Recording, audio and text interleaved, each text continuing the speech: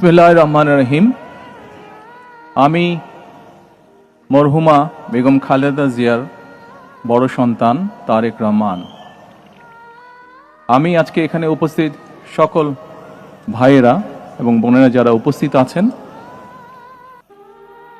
মরহুমা বেগম খালেদা জিয়া জীবিত থাকাকালীন অবস্থায় যদি আপনাদের কারো কাছ থেকে কোনো ঋণ নিয়ে থাকেন, দয়া করে আমার সাথে যোগাযোগ করবেন, আমি সেটি পরিশোধের ব্যবস্থা করব ইনশাআল্লাহ। একই সাথে উনি জীবিত থাকাকালীন অবস্থায় ওনার কোনো ব্যবহারে, ওনার কোনো কথায় যদি কেউ আঘাত পেয়ে থাকেন, তাহলে মরহুমার পক্ষ থেকে আমি আপনাদের কাছে ক্ষমা প্রার্থী। দোয়া করবেন আল্লাহ তাআলা যাতে ওনাকে বেহেশত দান করেন।